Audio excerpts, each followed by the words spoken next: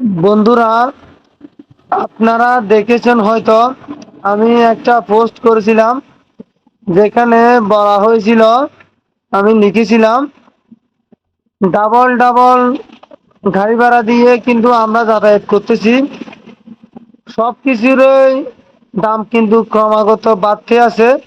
কিন্তু এদিকে যদি আমরা লক্ষ্য করি, আমাদের কিন্তু সে অনুযায়ী কিন্তু ইনকাম নাই, মানে ইনকামের কোনো উন্নতি দেখতেছি না। তাহলে যে আমাদের ইনকামের চাইতে খরচের মাত্রাটা বেশি, আমাদের যে এত পরিমাণ চাপ সৃষ্টি হচ্ছে, যে মালামালের দাম বাড়তি হওয়ায় এই ড্রাইভারটা কে নিবে? এই জন্য আমি মূলত পোস্টটা করেছি। এর পিছনে কিন্তু বিশাল একটা কারণ রয়ে গেছে, যেটা আজকের ভিডিওতে আমি আপনাদেরকে বলবো। তো বন্ধুরা, ভিডিওটি কেউ স্কিপ করবেন না, উপর দিকে টান দিবেন না, আমার কথাগুলো মনোযোগ দিয়ে শুনবেন। আর আমি কথাগুলো বলার কারণ হচ্ছে যে আমাকে আমার একটা শুভাকাঙ্ক্ষী, আমার একটা রিলেটিভ, মানে আমাদের আত্মীয়, আমি ওনার নাম এখানে মেনশন করতে চাই না, উনি আমার পোস্টে কমেন্ট করতেছেন, মানে ব্যবসায়িকরা ব্যবসা করবে, এর দায়ভার ব্যবসায়িকরা নিবে। তো ওনার কথায় কিন্তু আমি যুক্তি পেলাম না, তাও কিন্তু একটা কথাই বলছিলাম, তাহলে তো বিষয়টা লুটে নেওয়ার মতো দাঁড়িয়ে গেল না?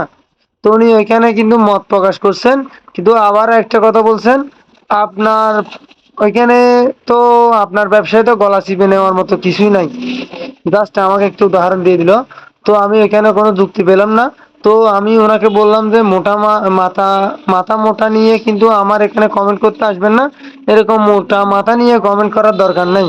আপনি যদি একটা বিষয় সম্পর্কে যদি না বুঝেন, তাহলে মন্তব্য করবেন না, সে নিয়ে কিন্তু কোনো পোস্ট করবেন না, এবং এরকম কারো পোস্টে গিয়ে কোনো কমেন্ট করবেন না। যেহেতু না বুঝলে কোনো কমেন্ট করার দরকার নেই, তো কোনো দরকার আছে?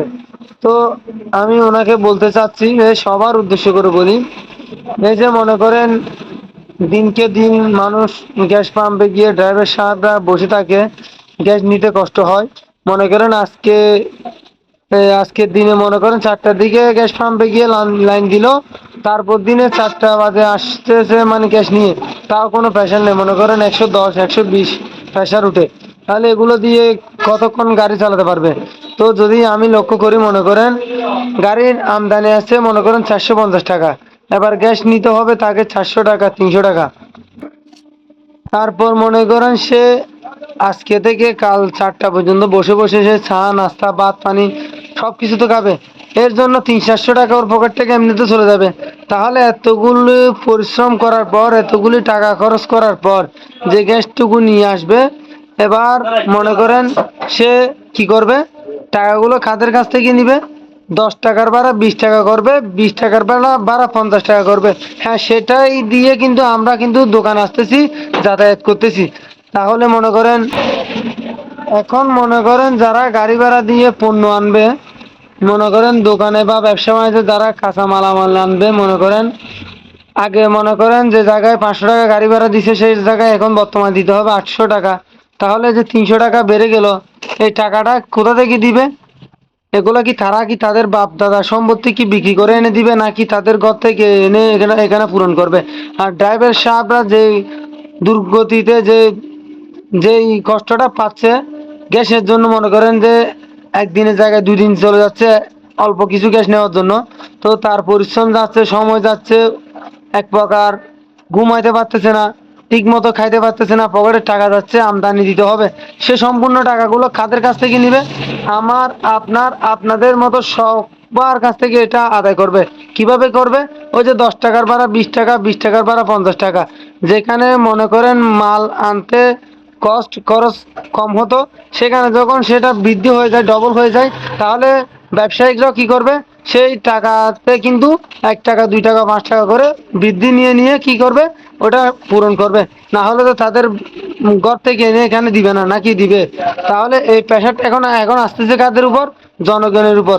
এখন জনগণের উপর যে প্রেশারটা আসছে, পেশিনদারের উপর প্রেশারটা আসছে, এর ড্রাইভারটা কে নিবে? এটা নিয়ে আমি একটা পোস্ট করছিলাম। এখন সে পোস্টে এসে মন্তব্য করতেছে এরকম মাথা মোটা নিয়ে।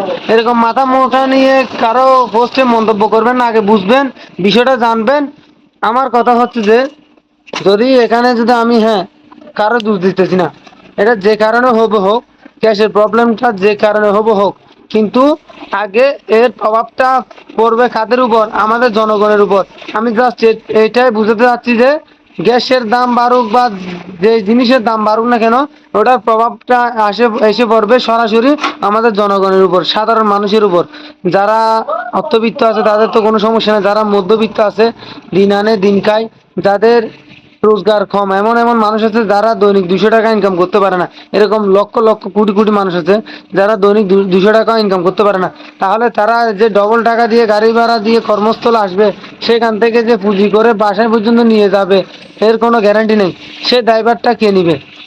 জনগণের ড্রাইভারটা কে নিবে? যে জনগণ যে এত কষ্ট এত ভোগান্তির মধ্যে আছে, সেইটা নিয়ে কিন্তু আমি পোস্টটা করেছি। তো বন্ধুরা, আমার ভিডিওটা যদি ভালো লেগে থাকে তাহলে বেশি বেশি করে শেয়ার করে দিবেন। যারা এরকম অজ্ঞানতায় ভুগতেছেন, যাদের জ্ঞান লুপ্ত হয়ে গেছে, তারা যাতে এই ভিডিওটা সম্পূর্ণ দেখে তারপর আপনাদের মূল্যবান মতামতটুকু আমাকে কমেন্ট বক্সে জানাবেন। ধন্যবাদ সবাইকে।